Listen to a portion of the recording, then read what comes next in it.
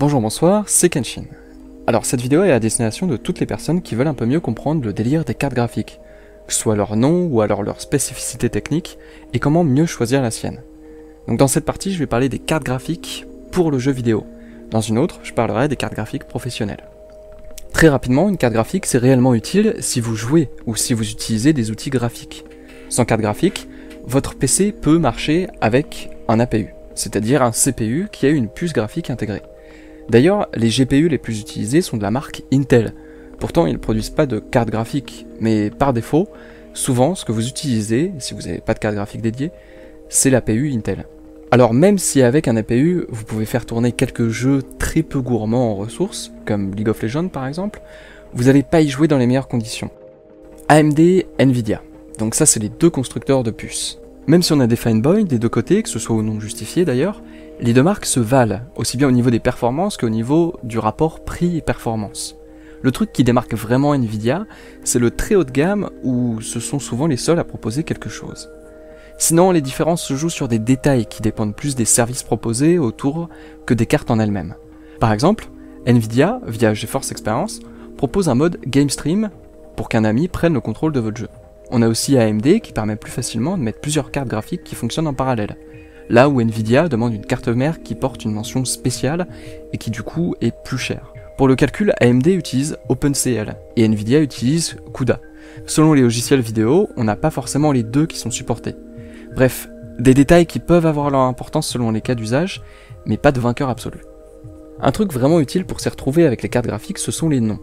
Parfois, juste avec un nom, on peut deviner certaines des propriétés d'une carte. Évidemment, la difficulté vient du fait que AMD et Nvidia n'ont pas la même nomenclature. Du coup, je vous fais ce petit tableau de conversion pour que vous soyez pas trop perdus. Alors pour les deux marques, c'est la même chose, la génération, c'est le premier chiffre. Et avec les chiffres suivants, on a la gamme, que ce soit chez AMD ou Nvidia. Par exemple, une 1070, c'est la gamme au-dessus de la 1060. Ou alors une RX 480, c'est la gamme au-dessus d'une RX 470. Ensuite, vous avez chez Nvidia deux types de modèles, deux types de gamme. Les GT qui vont plus être des cartes graphiques pour bureau et les GTX qui vont plus être réservés aux joueurs. Chez AMD, avant on avait R3, R5, R7, R9, mais ils ont un peu tout simplifié en ramenant un peu tout à RX, qui est donc la gamme des joueurs, et ce qui ne porte pas la dénomination RX, ce sont les cartes graphiques qui sont plus pour bureau. Vous avez des cartes graphiques qui peuvent embarquer deux processeurs sur une même carte. Et chez Nvidia, vous reconnaissez ces cartes parce qu'à la fin de leur nom, on a le nombre 90. Et chez AMD, vous avez soit x2, soit duo. Vous avez aussi des fois des versions améliorées des cartes. Par exemple, vous avez la 1050, et vous avez sa version améliorée qui est la 1050 Ti. Donc ça c'est pour Nvidia. Pour AMD, vous avez plutôt la dénomination Boost. Alors la meilleure gamme chez Nvidia, qui est entre la carte professionnelle et la carte de joueur, c'est les Titans. Chez AMD, en fait, ça dépend de chacune des générations. Vous avez eu les Fury, maintenant on a les Vega, et vous aurez encore d'autres noms à chaque fois. Donc, c'est pas aussi simple avec AMD.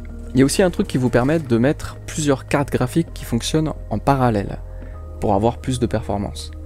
Avec Nvidia, cette technologie, ça s'appelle le SLI, et chez AMD, ça s'appelle le Crossfire. Vous avez aussi des fois des formats mini pour les cartes graphiques.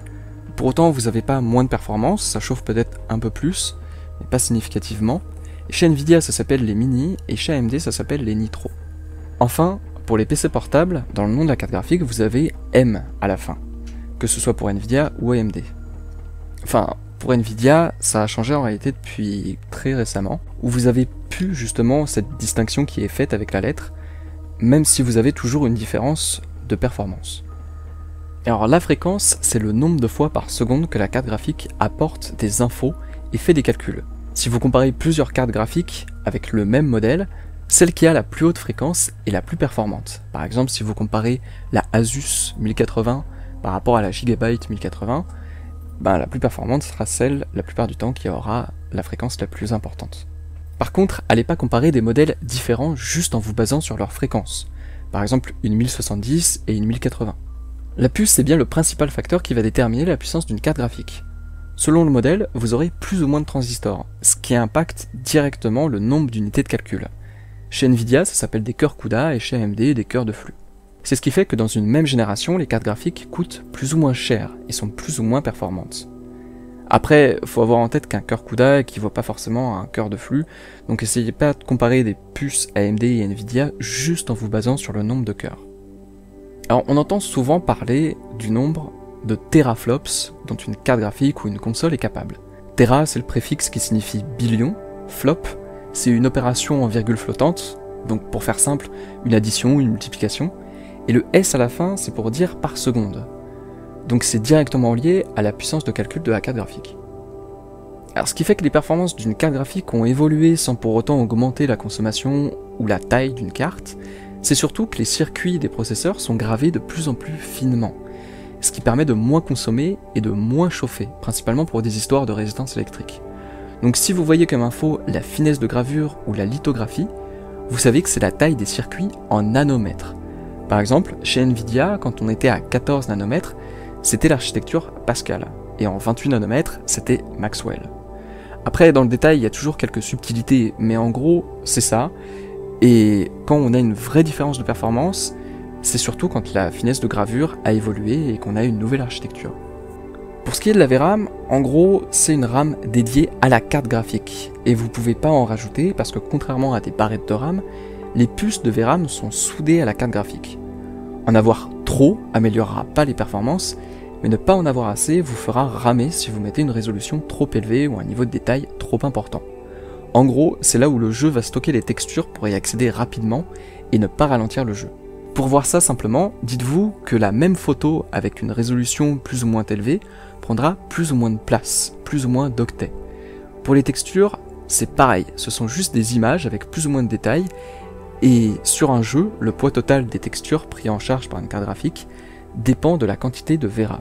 Alors concrètement, est-ce que vous avez besoin de 2, 4, 8, 12, 24 Go de VRAM? Ça dépend du jeu, et c'est un élément que vous retrouverez dans les spécifications techniques d'un jeu.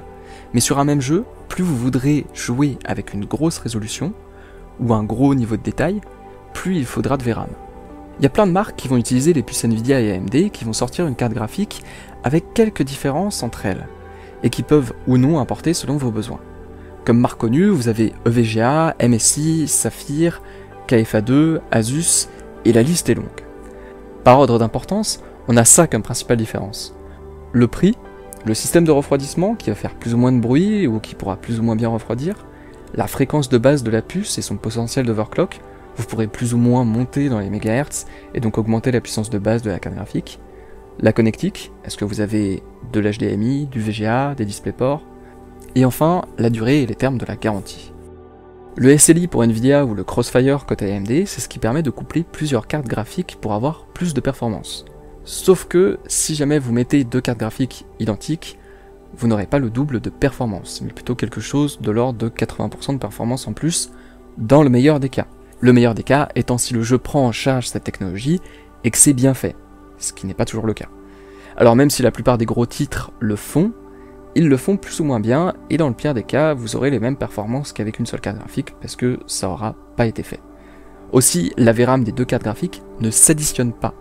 C'est quelque chose de possible depuis très récemment avec DirectX 12, mais c'est encore peu exploité par les développeurs. Par contre, vous aurez le double de consommation, donc il faut souvent une alimentation avec une grosse capacité. Si vous voulez mon avis, c'est pas une bonne idée la plupart du temps. Le meilleur des choix étant de prendre la carte de la gamme au-dessus. Par contre, si jamais vous avez déjà la carte la plus haut de gamme du marché, que ça suffit pas à votre usage, et que vous pouvez pas attendre la sortie de la carte plus performante, alors oui, le seul moyen d'augmenter les performances, c'est un SLI ou un Crossfire. Mais il faut savoir que de moins en moins de développeurs s'embêtent à intégrer ça dans leur jeu, et qu'à terme, ça risque bien de disparaître du paysage vidéo ludique. Donc vraiment, à votre place, j'éviterai. Le marché des cartes graphiques pour laptop est complètement dominé par Nvidia. Même si AMD en produit, c'est strictement impossible d'en trouver sur des gros sites de vente d'informatique francophone comme LDLC ou Topachin. C'est même pas présent dans leur filtre. Du coup, je peux pas vraiment en parler vu qu'il n'y a aucune donnée. Côté Nvidia, pendant longtemps, les GPU des laptops étaient souvent presque 2 fois moins performants que leur équivalent desktop, et en étant en même temps 2 fois plus chers. La raison étant principalement que la consommation joue un rôle important étant donné que l'objectif est de ne pas vider la batterie de votre PC portable en 10 minutes. Il y a aussi la température qui joue un rôle majeur. Vous voulez jouer, pas faire cuire vos jambes. Du coup, on avait des cartes qui consommaient beaucoup moins, qui étaient beaucoup moins performantes et beaucoup plus chères. Sauf que, depuis 2016, les versions laptop des cartes graphiques Nvidia sont vachement plus performantes. Pas aussi performantes, mais elles sont franchement plus performantes et pas forcément plus chères que la version desktop. En fait, l'écart de performance entre la version laptop et la version normale est d'à peine 10% maintenant. Donc si jamais vous prenez un PC portable avec une carte graphique, assurez-vous que vous ne prenez pas une carte graphique Nvidia avec un M dans le nom à la fin. Prenez les dernières versions qui ont pu justement ce M à la fin. C'est possible que ce que je vous raconte vous intéresse, mais bon, à la fin, vous savez toujours pas si la dernière carte moyenne gamme de AMD ou Nvidia fait tourner le jeu que vous voulez, dans la résolution que vous voulez, avec le nombre de FPS que vous voulez, et en mettant les paramètres graphiques que vous voulez. Pour ça, il y a une tonne de vidéos YouTube. Vous tapez benchmark, nom de votre carte graphique, nom de votre jeu, et vous tomberez sur des tonnes de vidéos montrant les FPS que vous aurez. Benchmark, au cas où, c'est un test de référence. Et vous fiez pas trop aux sites qui vous annoncent des performances complètement improbables. Je pense par exemple à Can You Run It et Game Debate, qui vont vous dire qu'avec une GTX 1060, vous faites tourner The Witcher 3 par exemple, en ultra, en 4K, à 60 FPS. Si vous vous basez là-dessus, vous serez forcément déçu. Si ça vous suffit pas comme explication, parce qu'au fond vous avez la flemme de regarder des tonnes de benchmark, ce qui se comprend, dans la description, vous avez un tableau que je mettrai à jour le plus régulièrement possible.